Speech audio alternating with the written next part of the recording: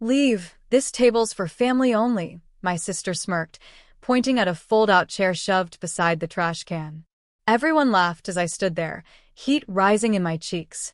My mom looked away, Dad chuckled under his breath, and cousins hid their grins behind their napkins. The waiter hesitated, confused, but I nodded and walked to the lonely chair. The smell of garbage mixed with the faint perfume of the banquet hall's flowers. My sister raised her glass, smug in the glow of everyone's approval, while I sat with my back against the wall. The family's joke, the outsider. But then, when the plates cleared and dessert melted away, the bill arrived. $4,600. The waiter's eyes scanned the table. Then they landed on me. Miss, will this be on your card? I felt every stare, every smirk. They assumed, like always, that I'd pick up the tab.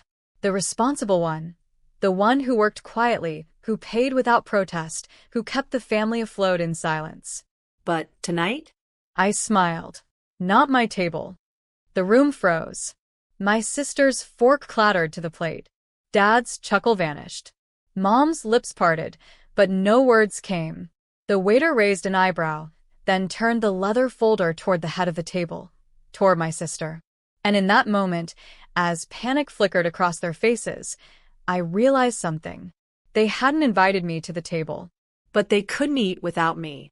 My name is Claire Dawson, I'm 32. And if you think you know how this ends, stay tuned. What happens when the one they mock decides not just to stand up, but to walk away, wallet closed? The silence after my words stretched longer than the meal itself. The waiter shifted uncomfortably, pen hovering, as my sister scrambled for her purse. Claire, stop being dramatic, Dad barked, his voice tight. Just pay it, like you always do. We'll sort it out later. I leaned back in my chair, folding my arms. No, Dad. You made it clear, I'm not family.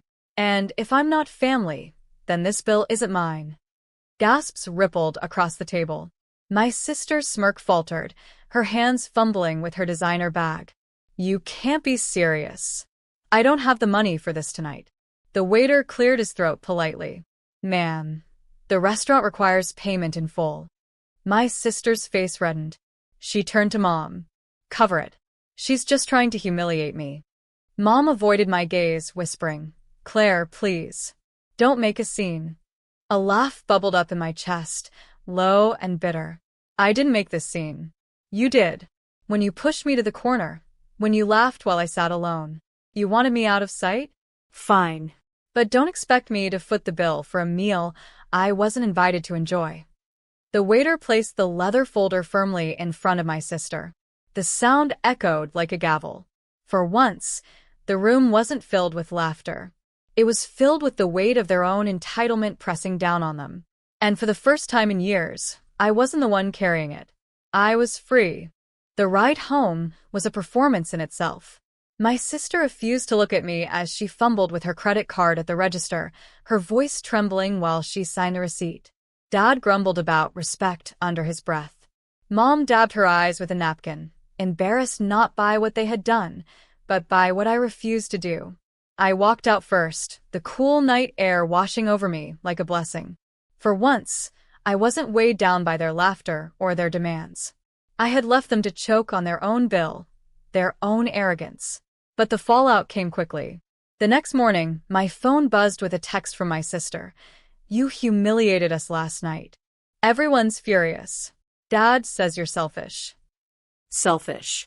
The same word they always used when I said no. I typed back. Not selfish. Boundaries. Then I put my phone down and made coffee in my quiet apartment, the steam curling like a victory flag. By noon, cousins were messaging me too. Why didn't you just pay? It's what you always do. Exactly. That was the problem. They had written me into a role I never agreed to, the provider, the fixer, the invisible wallet. But last night, I rewrote the script. I thought of the look on my sister's face when the waiter set the bill in front of her, the panic flashing as she realized the safety net was gone. It wasn't cruelty. It was clarity. And clarity, I realized, was the first step to freedom. For the first time, I wasn't ashamed. They were. By the weekend, The family group chat lit up like fireworks.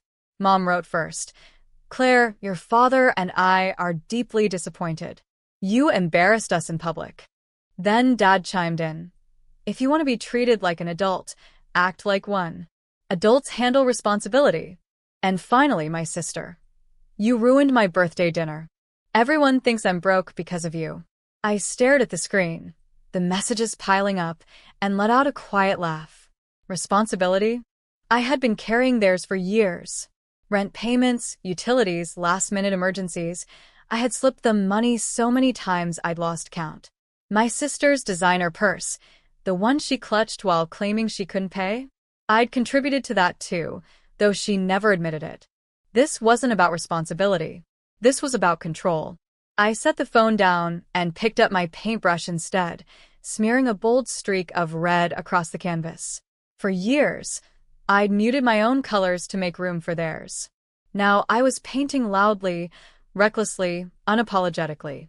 An hour later, the phone buzzed again. A single message from Dad. "Don't come to Sunday dinner unless you're ready to apologize." I smiled, dipped the brush in blue, and whispered to myself, "Then I guess I won't be there." Because I had finally learned something they never wanted me to see. Love doesn't demand payment. Family doesn't come with an invoice. If sitting at their table meant paying for my seat, then I was done eating there. Sunday came, and for the first time in years, I didn't drive to my parents' house. No casserole dish in the back seat, no knot of dread in my stomach. Instead, I spent the morning with myself, coffee in hand, music humming, the smell of fresh paint drying in my little apartment. Around noon, my phone lit up with missed calls. First Mom, then Dad, then my sister, her name flashing again and again until finally a text came through. "The kids keep asking where Aunt Claire is. Do you really not care about them?" There it was, the guilt card. My sister had always played it well. She knew I loved those kids. She knew they were the only reason I put up with years of mockery, late-night babysitting, and endless errands. But love for them didn't mean servitude to her. I typed slowly, carefully. "I care about the kids, but I won't teach them love means being used. Find another lesson." The typing bubbles appeared, disappeared, appeared again. Then silence. I set my phone aside and walked to the balcony.